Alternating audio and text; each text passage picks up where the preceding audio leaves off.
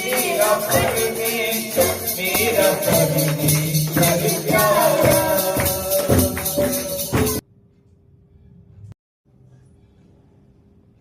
Hallelujah, praise Lord.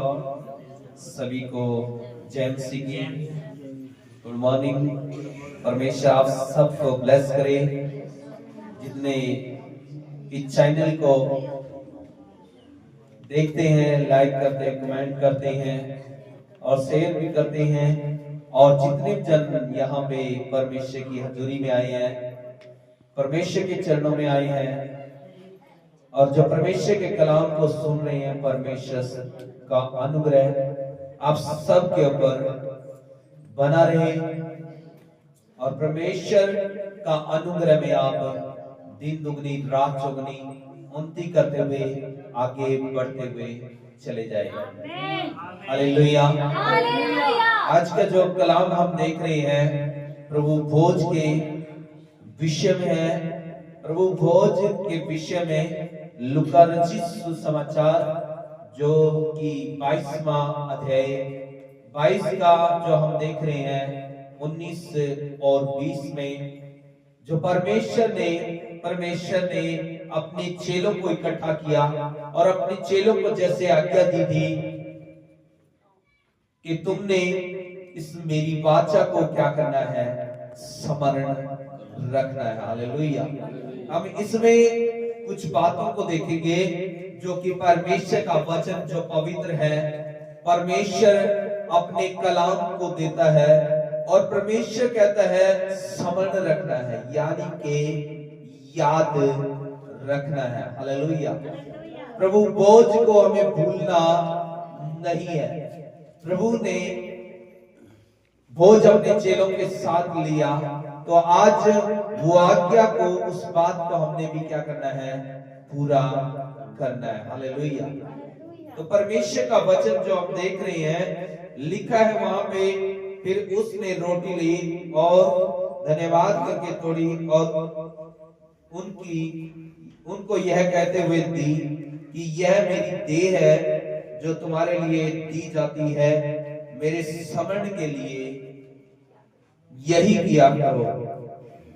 और फिर उसने 20 में बोला, इसी रीति से उसने बिहारी के बाद कटोरा भी यह कहते हुए दिया कि यह कटोरा मेरे उस लहू में जो तुम्हारे लिए बहाया जाता है नई वाचा है। हालेलुया। ये एक नई वाचा है, ये एक नई प्रतिज्ञा है, ये एक परमेश्वर ने तुम्हें मानने के लिए ठहराया है कि मेरे स्मरण के लिए, मेरी यादगारी के लिए, कि ऐसा तुमने क्या करना है, मानना है। हालेलुया। लिखा है पानी से बपतिस्मा लेने के बाद वही जो बपतिस्मा ले चुका है, वही मनुष्य है, वही भाई या बहन, वही बच्चे या जवान जिनकी उम्र 18 के ऊपर हो गई है, तो वो इसमें शामिल हो सकते हैं, बपतिस्मा ले सकते हैं। और जो बपतिस्मा ले चुके हैं, ये वही लोग हैं जो इसके अंदर क्या हो सकते हैं, शामिल हो सकते हैं। हालेलुया। और ये पानी की तरह ही है, बपतिस्मा की तरह ही है प्रभु भोज भी, जो एक हमारे लिए चिन्ह है, एक प्रभु यीशु मसीह की एक मृत्यु को और पुनरुत्थान को याद करना है। हालेलुया। जैसे कि हम बपतिस्मा लेते हैं कि हम संसार के लिए दफन हो गए हैं, अब जो जीवित है हम प्रभु यीशु मसीह के लिए जीवित को दर्शाता है। हालेलुया। उसी रीति से बपतिस्मा की तरह ही एक प्रभु भोज है कि हम प्रभु की भोज में, उस मेज में क्या हो रहे हैं, शामिल हो रहे हैं। और जो रोटी है प्रभु यीशु मसीह के बदन को दिखाती है कि उसके टूटे हुए जो हमारे लिए बदन को तोड़ा गया है। दाखरस जो है, जो उसका अंगूरों का रस जो दिखाता है कि ये परमेश्वर का लहू है जो हम सब के लिए क्या किया गया है, इस जमीन पर बहाया गया। हालेलुया। यीशु मसीह आपके लिए, हमारे लिए इस जमीन पर आए और अपना लहू बहाया। हालेलुया। और जब हम उसके लहू में शामिल होते हैं, भोज में शामिल होते हैं, ये फिर हमें विजय के लिए, कामयाबी के लिए और उद्धार के लिए, चंगाई और छुटकारे के लिए, ये हमें मानने के लिए उत्साहित करता है। हालेलुया। लिखा है प्रभु, हालेलुया, प्रभु की पहली बात क्या करने के लिए, ये इसमें अगर हम शामिल होते हैं तो क्या करना है, मृत्यु को आपने क्या करना है। पहली बात इसमें हम जानते हैं, प्रभु की मृत्यु को क्या करना है, हमें स्मरण करना है, याद रखना है। हालेलुया। कि प्रभु किसके लिए मरा, वो आपके लिए, मेरे लिए, पूरी मानव जाति के लिए। लिखा है यूना 3:16 में कि परमेश्वर ने, क्योंकि परमेश्वर ने जगत से ऐसा प्रेम किया है कि अपने इकलौते पुत्र को पूरी मानव जाति के लिए दे दिया, ताकि जो कोई उस पर ईमान रखे, विश्वास रखे, भरोसा रखे, वो नाश ना हो बल्कि क्या पाए, अनंत जीवन पाए। हालेलुया। परमेश्वर की जो योजना है वो आपके लिए यहीं पे जिंदा रखने के लिए नहीं है, बल्कि परमेश्वर चाहता है आप युगान युग परमेश्वर के साथ जीवित रहो। हालेलुया।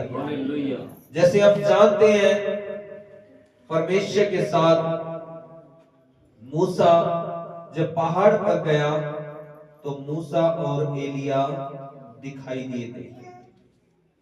वो दिखाई देना ये दिखाता है कि परमेश्वर में जो विश्वासी हैं, जो उस पर विश्वास करते हैं, प्रभु भोज में शामिल होते हैं, तो वो उनके समान प्रभु के साथ रहेंगे। हालेलुया। हालेलुया। इस संसार को छोड़ने के बाद भी वो क्या रहेंगे, जीवित रहेंगे। हालेलुया। यीशु ने कहा, पहली बात, मेरी स्मरण के लिए ऐसा किया करो। ये करना जरूरी है क्योंकि यीशु मसीह ने आज्ञा दी है। हालेलुया। दूसरी बात ये क्या है, प्रभु की चंगाई और छुटकारे को प्राप्त करना है। हालेलुया। जो आदमी विश्वास करता है, भरोसा के साथ इसको लेता है, उसके लिए ये प्रभु बोझ क्या है, उसके लिए ये प्रभु बोझ छुटकारे के लिए है, उसके लिए चंगाई का भी ये कारण है। हालेलुया। जो इसमें शामिल होगा वो बीमारी से, अंधकार की कब्जे से छुड़ाया भी जाएगा। जो विश्वास के साथ लेगा वो बीमारी से आजाद भी हो जाएगा। हालेलुया। तीसरी बात जो हम देख रहे हैं, अपने जीवन की जांच एवं पुनः समर्पित करना है। हालेलुया। अपने जीवन को आपने इसमें क्या करना है, जांचना भी है। हालेलुया। अपने जीवन को जांच करके क्या करना है, इसको आपने क्या करना है, प्राप्त करना है। हालेलुया। इसको समर्पित करना, अपने आप को परमेश्वर को क्या करना है, समर्पित करना है कि परमेश्वर आज से मैं आपका हूं, संसार का नहीं हूं। हालेलुया। संसार के समान परमेश्वर चाहता है सदृश्य है, संसार के समान सदृश्य ना बने। हालेलुया। परमेश्वर चाहता है कि संसार के समान नहीं बनना। अगर वो संसार में बुरा करते हैं, गाली देते हैं, विरोध करते हैं, बुराई करते हैं, तो आपने जांचना है। हालेलुया। उनके समान नहीं हो जाना। हालेलुया। और चौथी बात जो आपके सामने रखने लगा हूं, ये उद्धार और चंगाई और छुटकारे की बात भी है, और इससे चंगाई और छुटकारा भी होता है, और एक ये त्योहार की तरह एक खुशी को क्या करना है, जो आपने छुटकारा मिला है, जो आपको चंगाई मिल रही है, और इस खुशी को क्या करना है, आपने मनाना है। हालेलुया। इस प्रभु भोज में आपने क्या कैसे होना है शामिल, एक खुशी के साथ, एक आनंद के साथ इसमें क्या करना है, शामिल होना है। हालेलुया। तो इसलिए प्रभु चाहता है कि आप उसकी समरण, मृत्यु को समझ रखे। प्रभु चाहते हैं कि आप जाने कि आपने अपने छुटकारे को क्या करना है, प्राप्त करना है। आपने क्या करना है, अपने आप को परमेश्वर के लिए अपने आप को समर्पित करना है। हालेलुया। और इस खुशी को क्या करना है, आपने मानना है। हालेलुया। इस खुशी को आपने आनंद के साथ क्या करना है, मनाना है कि ये खुशी परमेश्वर की ओर से मुझे मिली है। हालेलुया। इसे स्मरण रखना है, याद रखिए। अगर आप ऐसा करोगे, प्रभु ने कहा ये मेरी देह है, अगर आप उसकी देह में शामिल होते हैं तो यीशु के अंदर कोई भी रोग बीमारी नहीं है। यीशु के अंदर कोई भी तकलीफ परेशानियां नहीं है। याद रखे, जब आप यीशु की देह को लेते हैं, इस बोझ को लेते हैं, इस रोटी को लेते हैं, तो याद रखे इस रोटी के लेने से आप प्रभु की देह को विश्वास के साथ लेना है। हालेलुया। जब आप इसको विश्वास के साथ प्रभु की देह को लोगे, तो याद रखे यीशु की देह के अंदर कोई भी रोग नहीं है। हालेलुया। और याद रखे, जब आप इसमें शामिल होंगे, जो कि हम देख रहे हैं, हालेलुया, मैं आपको दिखाने लगा हूं, जो हम इस मेज पे जो बोझ है, इस बोझ में शामिल होते हैं, और इस लहू की जो वाचा है इसमें शामिल होते हैं, तो याद रखे ये विश्वास के साथ जब लेते हैं तो हमारा जीवन, हमारा लहू भी बॉडी में अगर वो मिक्स है तो वो भी क्या हो जाता है, शुद्ध हो जाता है। हालेलुया। हालेलुया। हालेलुया। हम यीशु के लहू के द्वारा हम के क्या बन जाते हैं, साफ बन जाते हैं। हमारे लहू के अंदर से भी, बॉडी के अंदर से भी वो रोग खत्म हो जाता है। हालेलुया। फिर हमारे अंदर किसी इंसान का डीएनए नहीं, बल्कि किसका हो जाता है, परमेश्वर का हो जाता है। हालेलुया। और जब परमेश्वर का है तो आप बीमारियों से नहीं डरने वाले, रोग से डरने वाले नहीं है। तो लेकिन आप जानते हैं कि प्रभु यीशु का लहू क्या करता है, शुद्ध करता है, साफ करता है। हालेलुया।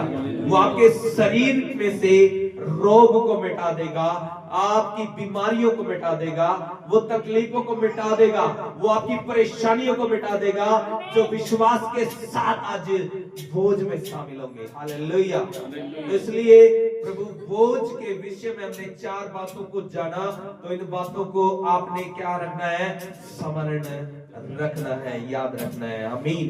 प्रभु कहता है मेरी यादगारी के लिए तुम ऐसा ही किया करो। आमीन।